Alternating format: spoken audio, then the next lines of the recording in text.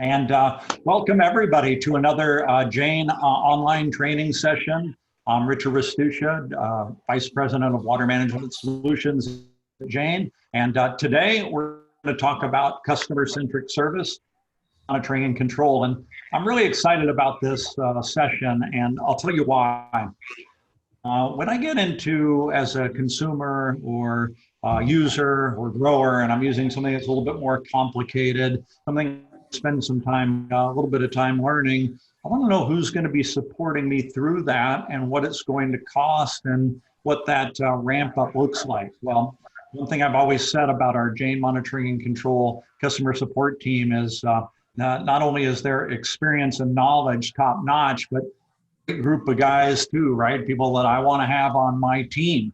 And so today we're going to get a chance to meet them and talk with them and learn a little bit about how they support you as a grower and a new user of Jain Logic or Jain Logic Pulse. So presenter Jeff Toole, and you've all seen Jeff before. He's executive VP of Jain Distribution and really the leader of this group now, the thought leader for group. And Jeff's been around the industry for a long time. I've had an opportunity to work with Jeff here at Jain, as well as on the Irrigation Association Board of Directors.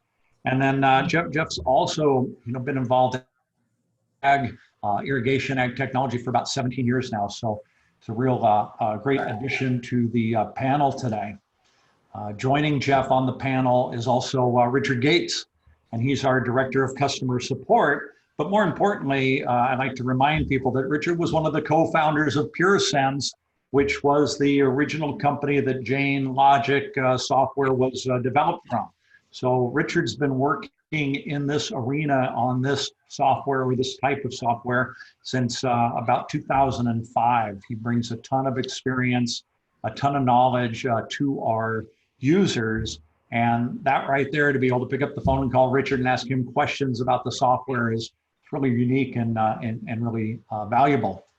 Our next panelist is Bill Freeman, and he does customer and product for Jain Monitoring and Control. The great thing about Bill, again, as you'll see with this group, it's kind of a common thread for this group.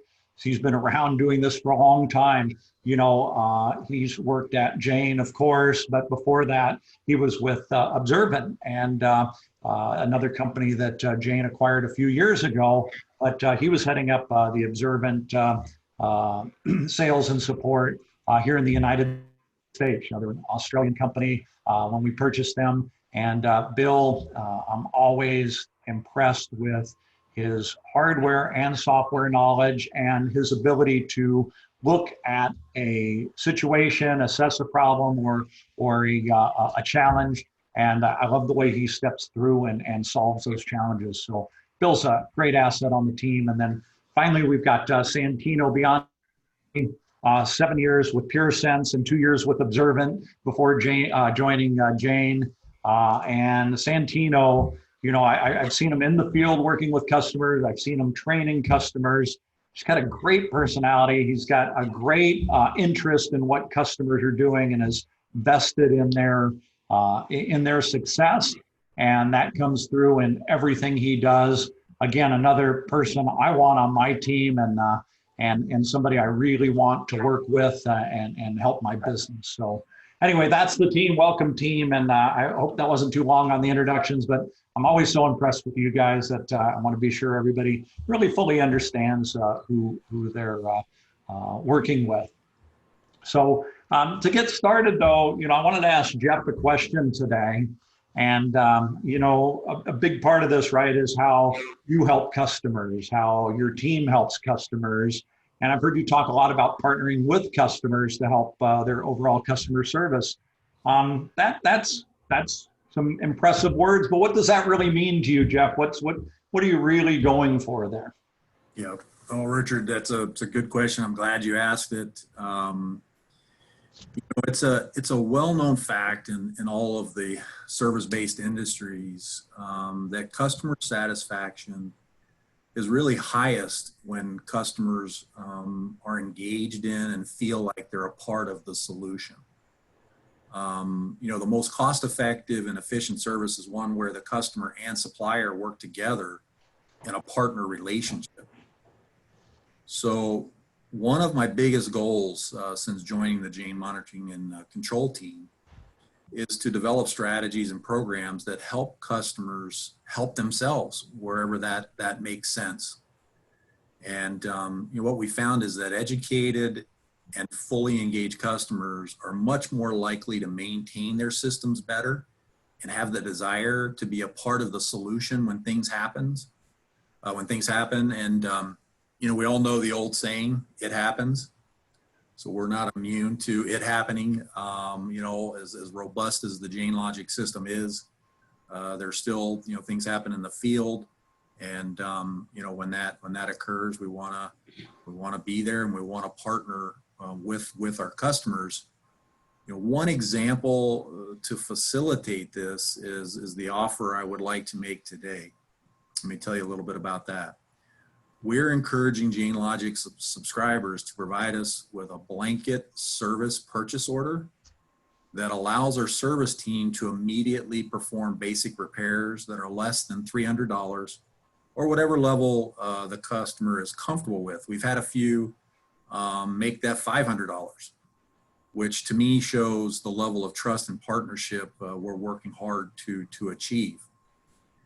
Believe it or not, there are times when the service team has to wait as long as 2 or 3 weeks. And in some instances, it's more than that for a purchase order to be provided before they can go out and make a simple repair.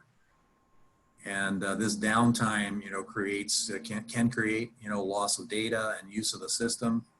And it can be frustrating on both sides. With a blanket service purchase order, there's no wait, and it reduces the administrative costs for both sides. It's really a win-win solution that emphasizes the partner relationship. Of course, we'll always notify the customer of the issue and our schedule to make the repair, so we're not going to be running around, doing things without the customer's knowledge. But it really, with the blanket service purchase order, it makes it so there's no additional work on the customer's part. So for the month of June, we're offering a 20% discount on the customer's next Jain Logic service for a repair or maintenance, including parts and labor, if they open up a blanket service purchase order with us. Another quick example of our partner approach is, working directly with growers to designate and train a staff member to be able to do more of their own basic repairs and maintenance. Not all customers want to do this, but for those that do, we're happy to provide hands-on training, support materials, and assistance by phone, which saves them money, time, and gives their team really an even greater vested interest in using Jain Logic. And as we kind of progress through this session, I would love to hear other ideas, from our customers on the webinar today.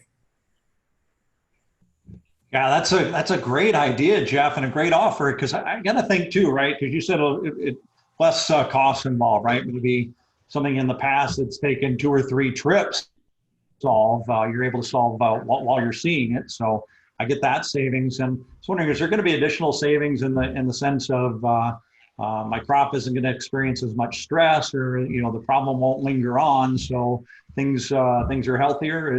Is that part of it too?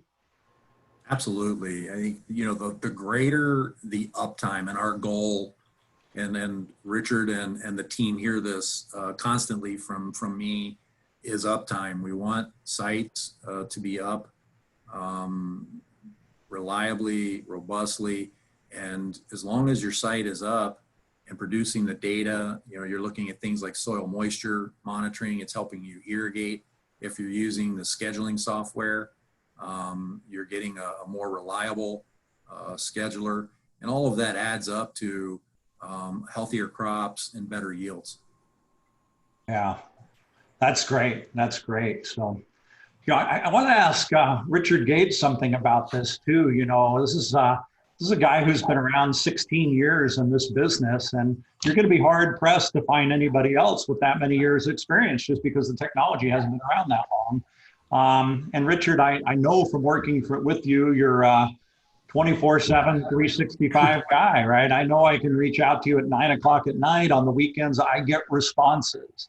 So that type of work, that type of support for 16 years, how do you do it? How do you keep going with that? I have a very patient wife, and I'll have to admit, in the old PureSense days, it was more of a struggle. Jane is very good about if I need a day off, they absolutely make sure that I'm protected and get my personal time. But servicing the customer, it helps believe in what you're doing. I think that we're growing more food, better food, easier, and with less water, less electricity, less diesel. We're giving the grower better ROI, and darn it, I love eating almonds. So it's something that when we started PureSense and I realized that I'd be the one doing customer support, I just embraced it and I run with it. And you're right, I feel I'm available 24/7 unless I happen to be going out to brunch with my wife. She doesn't like me to answer the phone when I'm on a date, that's all, so. Yeah, well, it is very impressive customer service. And I like what you say there about, it seems like you get, or that you feel that you're doing something bigger than just the job. There's a bigger impact to what you do. Is that right? Absolutely, absolutely. I think that what the service that we offer and that Jane offers in general benefits our customers and people that consume food, which is all of us. So it's easy to support something that you truly believe in.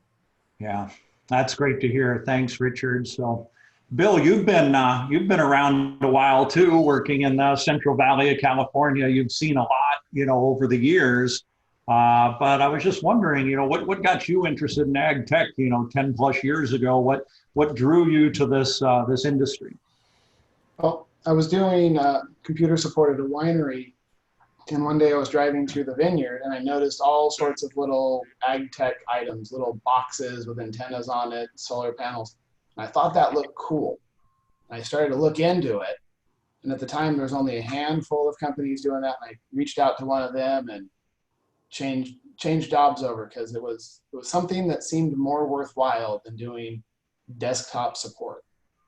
And I can say that it definitely feels that way. I'm wired similar to Richard. Yeah, so you're enjoying it. I mean, you wouldn't be doing it for 10 years at the pace you've been doing it without really enjoying it, right? Correct. Yeah. And have you seen some big changes over the years? I mean, what does that look like for you?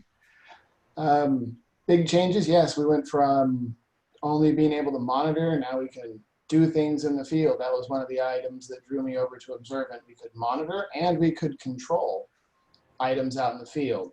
You'd look over and you see that your soil moisture is low, you're getting dry, and you can go turn on your pump, open a valve, and irrigate that block.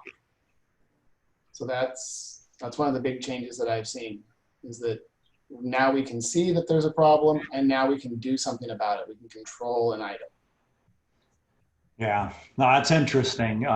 It's when you think about it, it's amazing technology for what we can do with water and how that impacts what our growers are doing. Now, Santino, you've been around for a while too, right? This is the of this team is amazing. And I've seen you do some soil moisture sensor training and installation, and that's always been kind of fascinating to me, is the proper way and location to install a moisture meter. What advice do you have to people there when they're thinking about installing a soil moisture meter? What are some important points to remember for?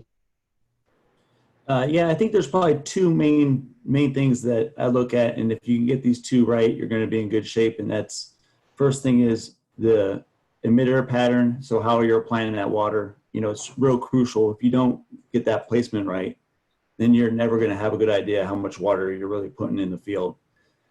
And then the next thing would be, looking at the root zone of the plant and making sure that at the same time as you're getting in that moisture zone, you're getting in that root zone. And then now you're going to see what whatever the crop is using, and with those two, data points, that you can make some good decisions. And if you can get those two right, then you're going to be heading in the right direction. Yeah, so Santino, if I'm a grower using this for the first time, and I want to get that soil moisture sensor placement right, am I doing it myself? Am I calling you and having you do it? Are we doing it together? How does that work? Yeah, so I think the initial install will be done by us, but I like to get a input from the grower, find out what they're dealing with. Why are they looking to use this technology, and that can kind of help make decisions on where in the field that larger area. But then we then make a decision on that and kind of go from there. Yeah. All right, great. So Richard Gates, I understand you've got a few slides you want to take us through just to kind of inform and educate us a little bit more on your team, right? Yes, thank you, Richard. By the way, I'd like to say, not only am I available to the customer 24/7, but I never hesitate to call Bill or Santino anytime, night or day, and they answer the phone and they help me out. Yeah, I know that's true. They're It's great. a true team effort. Yeah, it's a true team effort. Bill, could you go to the next slide, please? All right, we've sort of done some of this already. Support team and introductions. We're going to get into hardware support, software support, and then there'll be a slide which has all our contact information. I think many of you already have our cell phone numbers. I expect everyone to just call my cell directly or email me. Again, I like to think it's 24/7 and every day of the year. And then there'll be a question and answer period. And please, if there's any questions that come up, there's a chat. You can type your questions into Richard and he can interrupt and give us the questions. Next slide, please. Right, we've already gone through some of this. Richard Gates, I was one of the co-founders of PureSense. We've been doing this for a long time.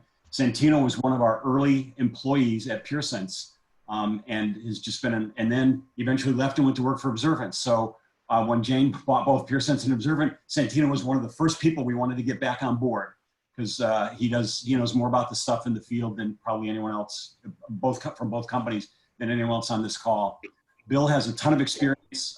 I go to Bill for technical stuff all the time on probes and our control units in the field. He has probably more experience with control than I do. And again, he's available to me 24/7, as is Santino. So thank you both for being part of the team all this time. We also have some independent field contractors.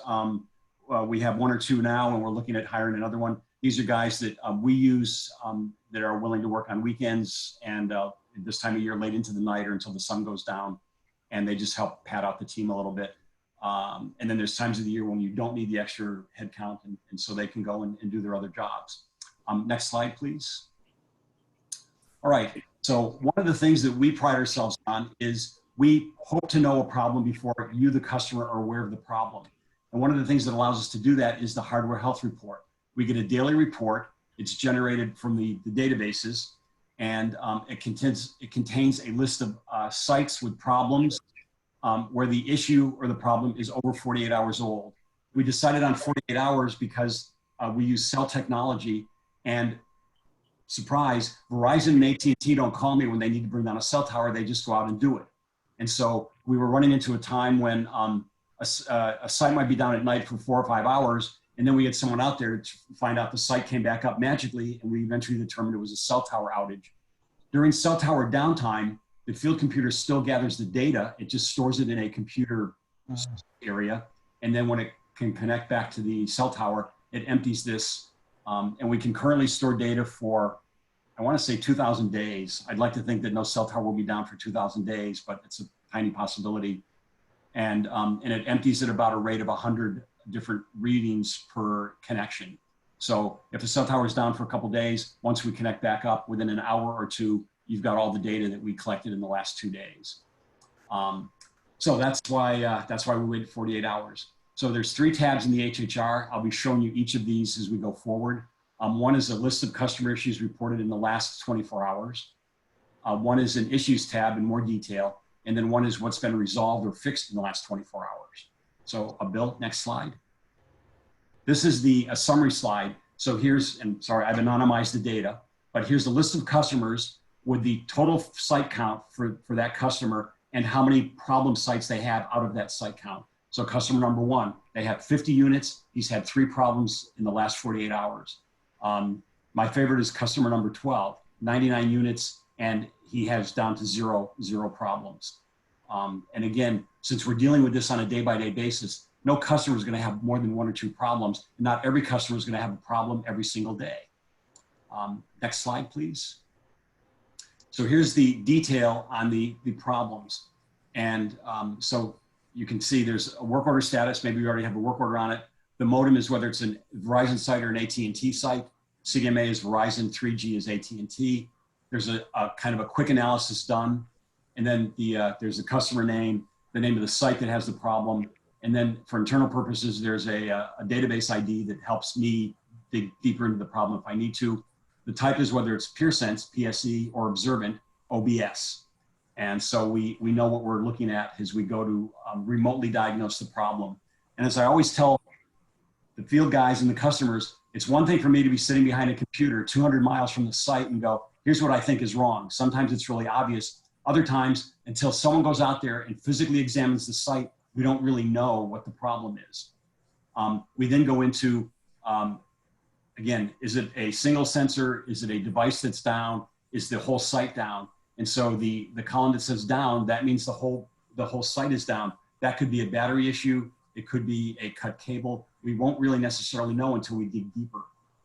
The next slide.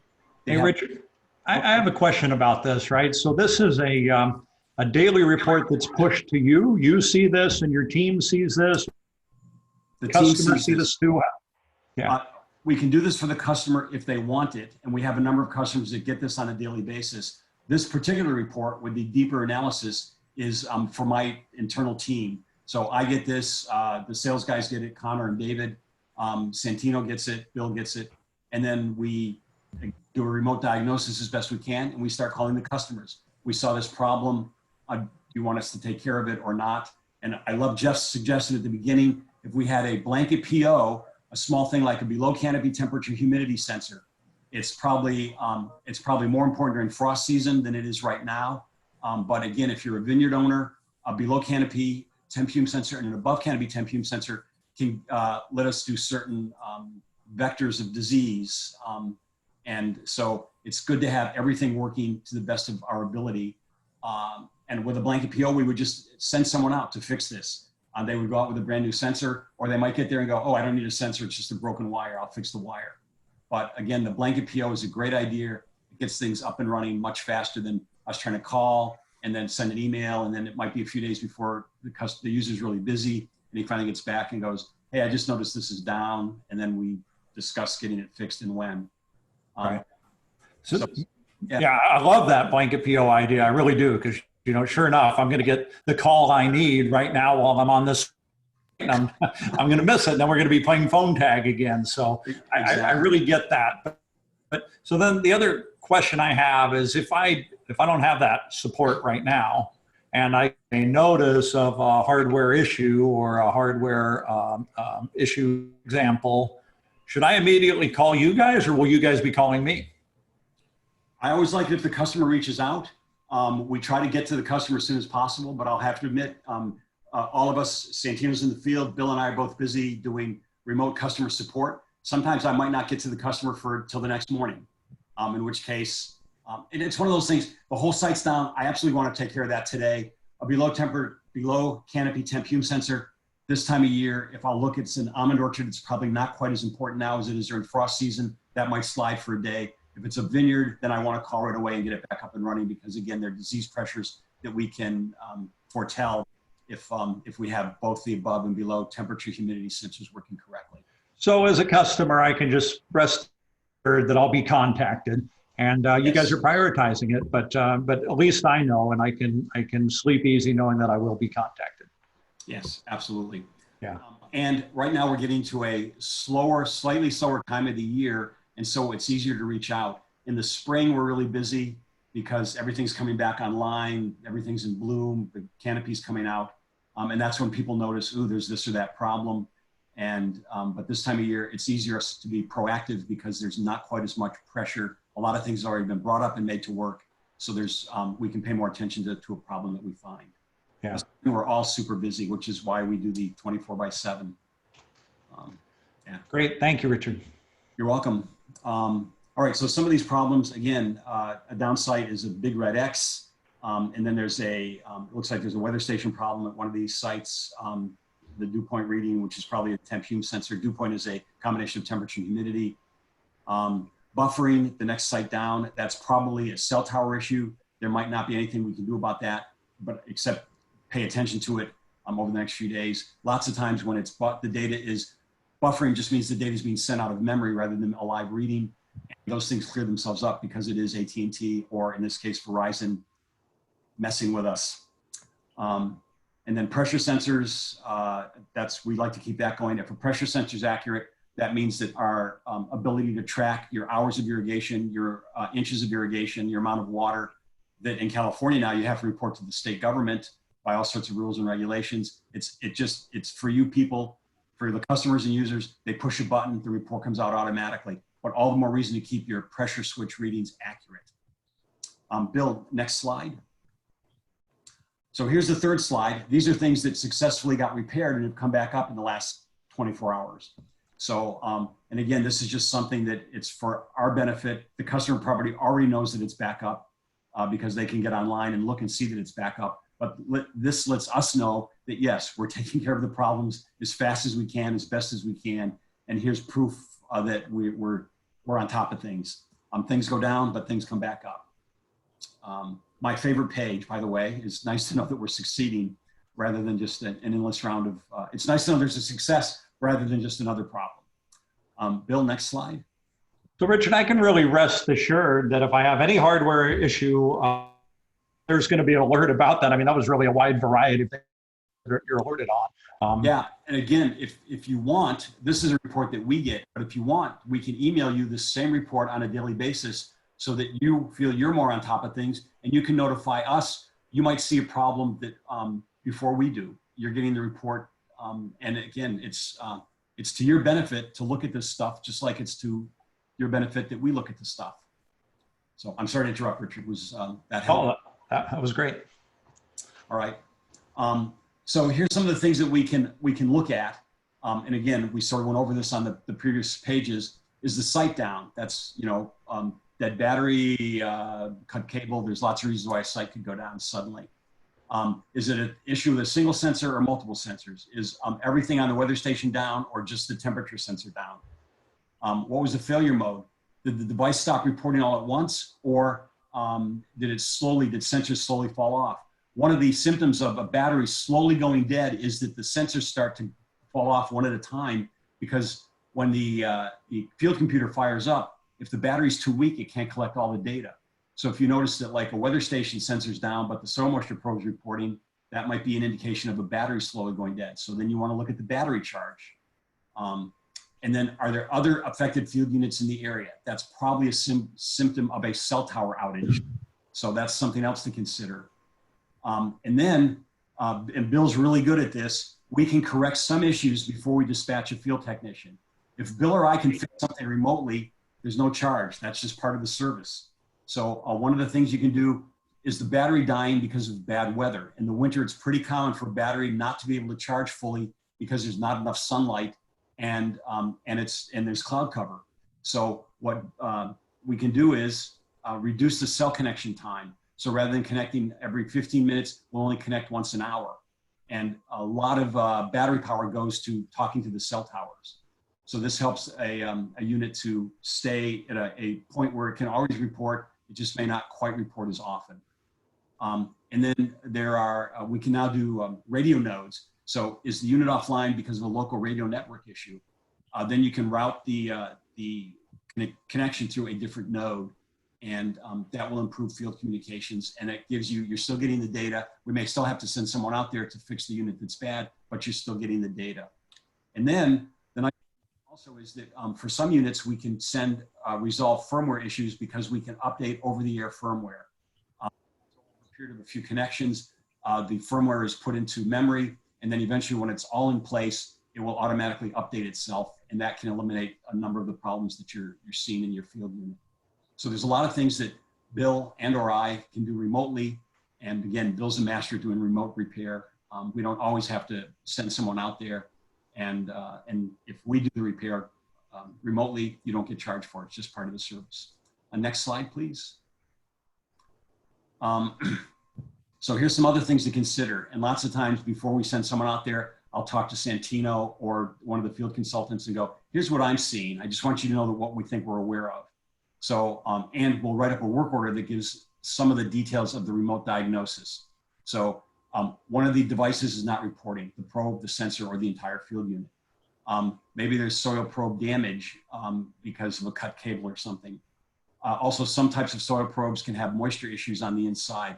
Some of the Centric probes have a hollow tube, and then a series of sensors and boards slip into the tube, and they once in a great while will pick up moisture for various reasons, and so that tube can be pulled out, the moisture dried, and the any sort of mildew or condensate wiped off, cleaned up, and then the probe just starts working again. So you don't need to buy a new probe; you just need a service call.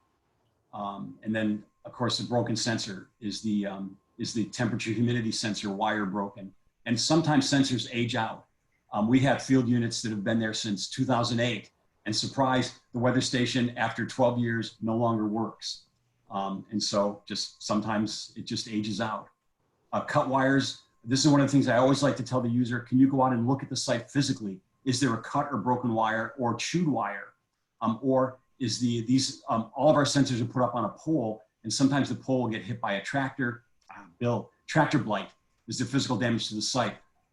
When I used to do field service, I once went to a site that had stopped reporting. The entire pole and everything mounted on it had been pushed down to the ground, and the solar panel was pointed at the dirt. So and then I just put it back upright, and magically within an hour or so, everything started working. I cleaned up the solar panel, and magically started working. We always try to warn users, tell your field people to be careful of our stuff. It sticks up high, it's well labeled, but again, you're driving a tractor, you might look to the left when you should be looking to the right, and it's still possible to have a little bit of tractor blight. Tractors are notorious for cutting cables. Yeah. And then, So Richard, this is great information on the hardware support, right? But you guys do software support too, is that correct? absolutely. Bill and I can create irrigation sets.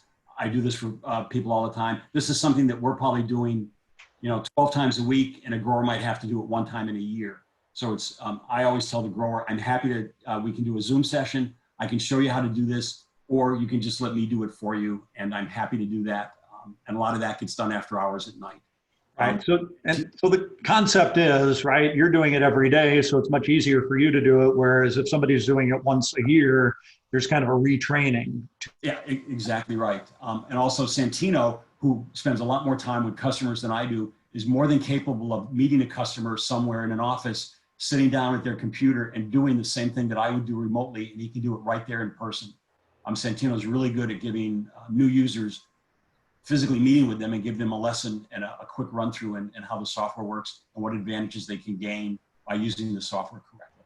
Yeah, so is this software training? Is there an extra cost for that? Do I have to buy a program for this? How does that work? That's a great idea, but currently no. Software training is completely free, and Bill and I and Santino are happy to do it anytime someone needs it. Again, an appointment helps. Just so that we can make sure that we're paying strict attention. And there's training videos. There's a help session, a help thing that we'll get into in a minute. And when I invite a new user, I always send out the links for the training videos, let them know where the help desk is. There's a lot of things that we can do initially to help the grower get his stuff up and running, including there's a really nice 2 PDFs that show, here's how to put this on your iPhone, here's how to put this on your Android. A lot of users, they spend more time in a pickup truck than they do in front of a computer. It's nice to know that they can put their cell phone in their hand and look at stuff when they're at the site and physically wondering what's going on. Yeah, and that's the thing. That's the point I'm really trying to make, Richard, is that I've bought software before and had a problem, and you call the customer support line, and the first question I ask is, can I get your credit card number? Right? Because I'm going to be charged for education. I'm going to be charged. And you guys don't do that. And when's the last time I could find somebody who helped found a company that's going to help me learn the software? Or one of the other support people who's got 10 plus years in doing this that I can call, and they'll sit down with me side by side and teach me. I mean, that is so valuable. And when I think about hidden costs in software, I think this is one of the hidden advantages that we almost have, right? That we've got all this experience and this knowledge, and it's really easy to access. So I'm glad you mentioned that. Thank you. You know, I never thought of it that way, but you're right. You're right. Online, the first thing they want is a credit card number, and we don't ask for that. We're just happy to do it. It's service. All right, Bill, next slide. And the other thing we encourage the users, there's some things you can do for yourself. You don't have to pay us or have one of our field guys come out to do something for you. So I'm kind of go from left to right as I'm looking at the screen. The top left-hand picture, that's a cut cable. And we can ship you a cable if you feel you're capable of basically installing a cable. And it's all pretty easy to do. It's anyone that's ever sort of fixed anything electrical can probably install a cable. We do the same thing for batteries. And of course, though, if it gets beyond you, we're happy to send someone out there that has done, Santino has done this hundreds of times, can do it quickly and easily. But we're happy to encourage you to do it yourself. One of the other things, the lower left-hand panel, I get this all the time. Please go out and look at the solar panel. Is it covered with pollen, dirt, or bird poop? That's why your battery's going dead. And anyone can clean a solar panel. You know, a little bit of spray water and a scraper or a soft rag. You can clean off your own solar panel. Within a day, your battery's fully charged again. The middle photo is a rain bucket. I have a video on how to clean a rain bucket. And rain buckets, because it's kind of a funnel shape, you'll get, again, dead insects, you'll get bird poop, you'll get dust and dirt and pollen, and then it rains and it becomes sort of this muddy mix that hardens. And so that will stop the rain gauge from being accurate. So I can send this a video of how to clean your rain bucket to anyone that wants it. I send it out all the time.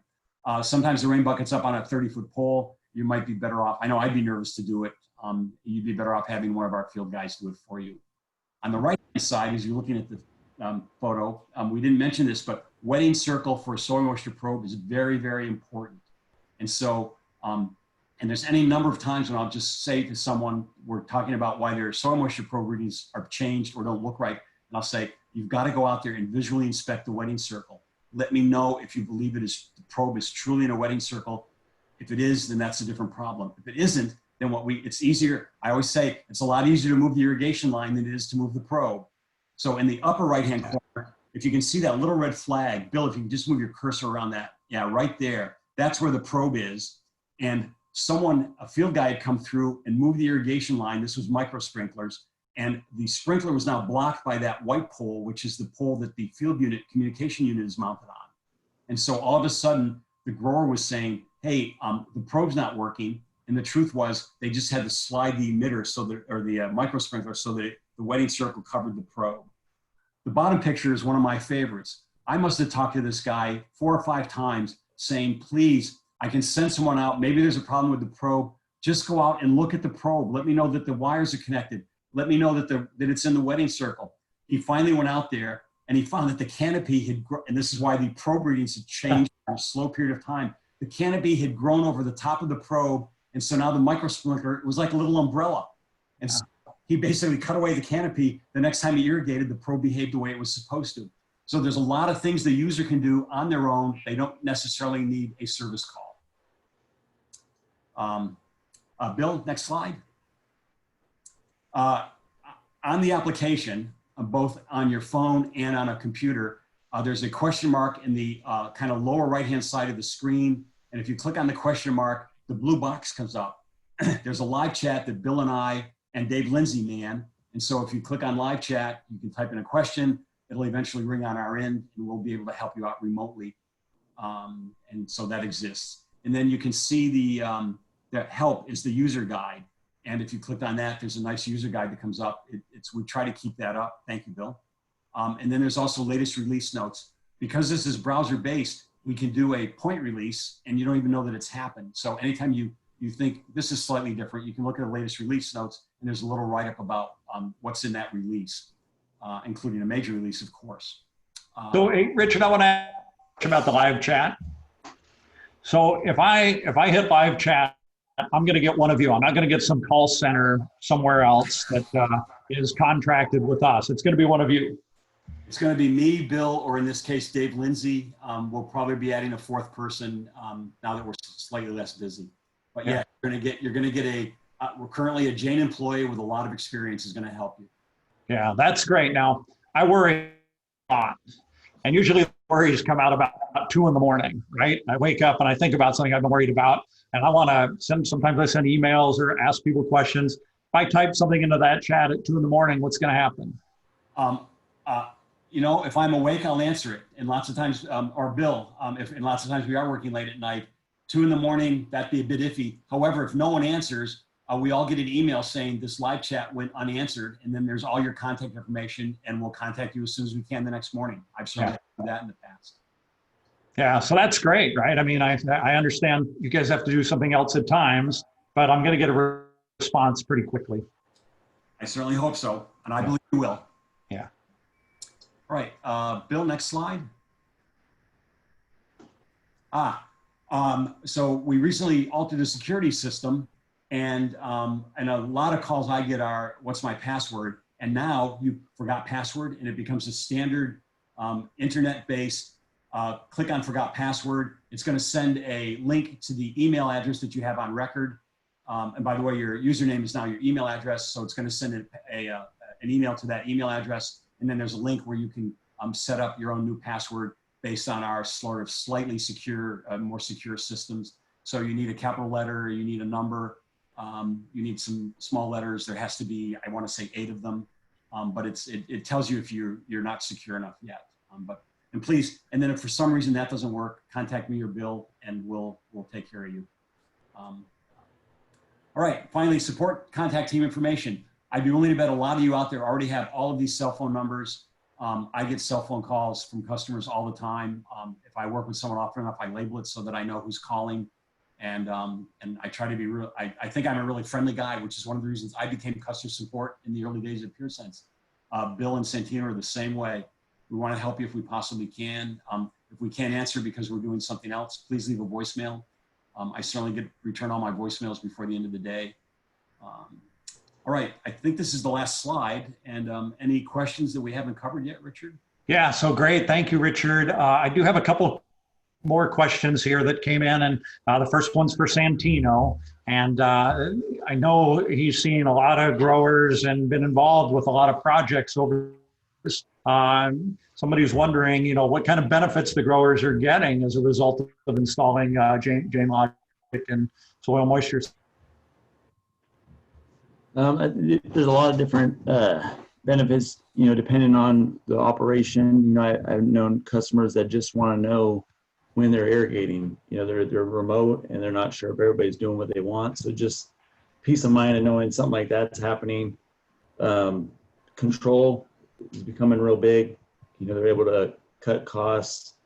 And then just the good old soil moisture. A lot of times people think they're doing something, and then once they can see underground in live time, they find that what they thought was going on isn't really going on, and then they may have kept doing that for years. So that's Yeah, I call it the argument settler, right?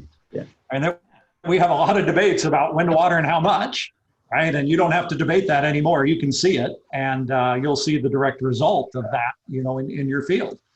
In terms of yield and labor. So yeah, I think that's great. Thank you, Dino.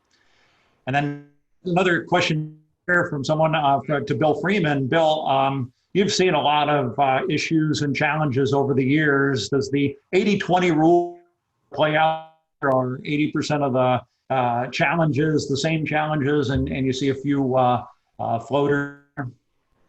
Yes, that does. That 80-20 rule definitely applies.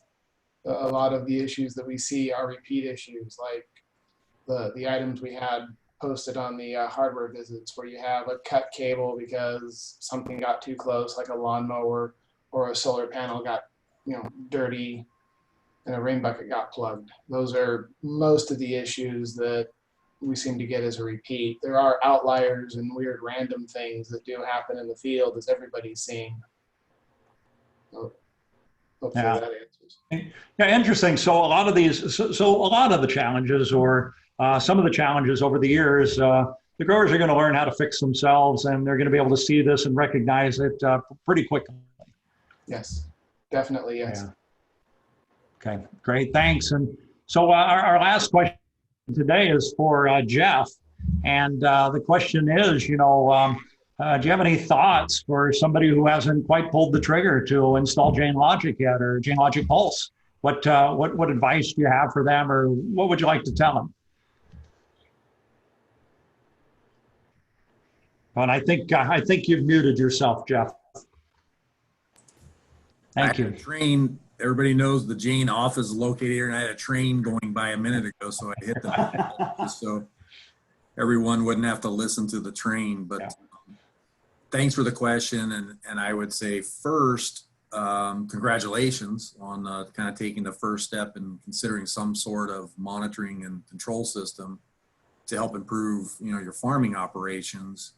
Next, I'd say, what are you waiting for? Do it. Pull the trigger.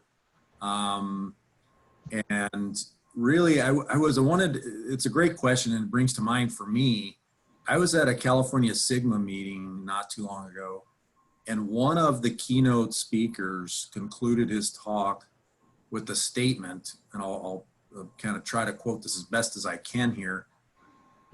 It said, whatever you do, don't do nothing hoping this will go away. Really start participating in the process with your GSA, your ground water agency, and start collecting your own data on water use and consumption. And so I thought that was really powerful advice. Sigma and water regulations are coming, they're here. And so we're seeing more and more growers interested in that, wondering how to get ahead of that. And I really feel that Jain Logic can do that and more for the growers. So pull the trigger. Yeah, that's such good advice, Jeff, because, if you think about it, this farm's your 401k. When you sell it, it's something you want to pass on to a family member. You've worked and put that sweat equity on it to carry on. And water is going to be a challenge. And so better ways that you can address that now, or get ahead of it, or have the reputation of being a person who's addressing these concerns right away to further ahead, right? Absolutely. Absolutely. And I should have said, and when you pull the trigger, you have this phenomenal team that you've heard from today behind you, and you can do that with great confidence, knowing that you're going to get such a high level of professional support. So it's not just blindly pulling the trigger. These are the guys that are actually going to make it happen. Yeah, and that's huge, right? To have this experience and this support as close as a phone call or a chat. Absolutely. Yeah, and Jeff, if you would, just one more time, now that I've heard all this good information, I can better value the offer you made at the beginning. You want to just review that offer that you're making to the viewers today? Sure. So what we'd like to do is, you heard Richard talk about it, I talked about it, is get as many current users as possible to open up a blanket service purchase order. And we've got a little agreement that helps define exactly what that is, that Richard or any of us can share with you. We're typically targeting $300, just so everyone is comfortable with that. And we can do a lot of the common and repairs. Some, like I said, have gone a little higher than that. But if you open up that blanket service purchase order with us, we'll give you 20% off your next maintenance or repair service that we provide, and that would include both parts and labor.